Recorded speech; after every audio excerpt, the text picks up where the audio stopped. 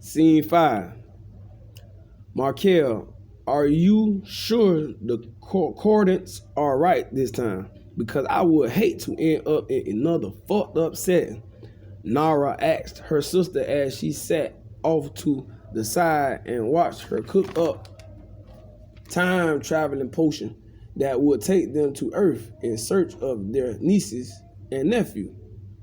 Markel ignored her sister, mumbled a few words in another tongue, and then snapped her fingers.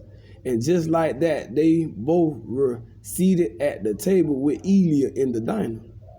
Their arrival had scared half the diner that had been watching Elia since she arrived drink cups and cups of cocoa like it was going out of style.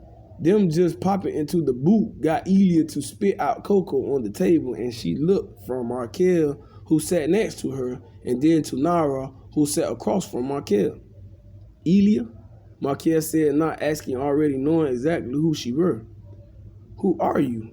How do you know my name? How did you do that? Where did you come from? Elia asked, knowing it had to be some kind of magic trick, because no one would ever sneak up on her or get this close. Well, my name is Markel, and this is my sister Nara, and we're your aunts, your mother's sister, and we come from another time, a far, far away land. How far? Elia asked, because she too were from a far away land, and if they had traveled that far, then maybe they could get her back.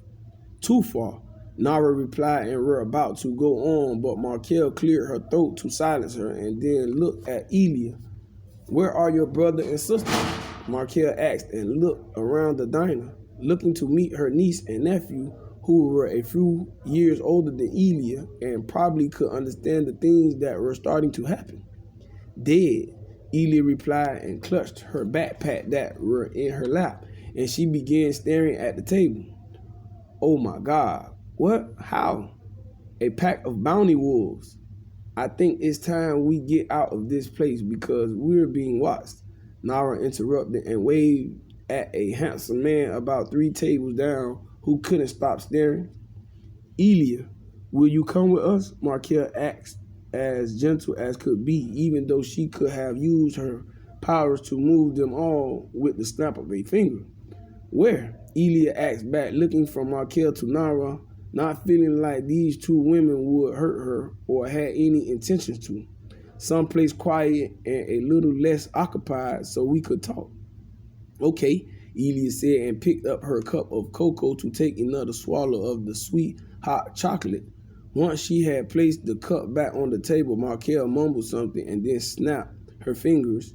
Just like that, they all were standing in the middle of a high-rise condo building, living room floor, on the 10th floor. The place was empty, but Markel quickly brought it to life by chanting, and things started to appear. Top of the line antique furniture. Elia stood amazed as the condo filled. Wow, how did you do that? Elia asked, mesmerized as she looked from Markel and then to Nara, who petted a baby puma.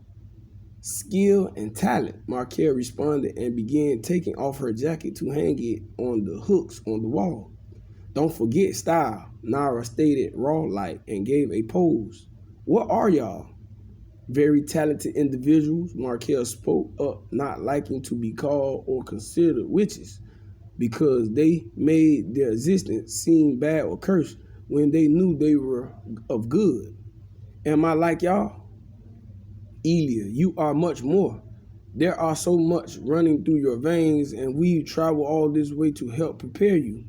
I know, the Great War, Elia said, finishing the sentence for her. Elia knew all about the war she were to help humanity win. These were stories she were told way before she could understand a word her mother was speaking. Markel looked at Nara, and Nara stared back knowingly, and they both could feel the burden that this little girl was carrying. Markel threw her arm around Elia's shoulder and led her to the couch. Aw, honey, don't feel sad about this role you have to play for mankind. It's a dutiful role, and just anyone can't fulfill those shoes. People like you only are born every few thousand of years. I'm just happy to meet you and are a part of the same bloodline, Markel said, trying to cheer her up. And it was working because Elia was smiling.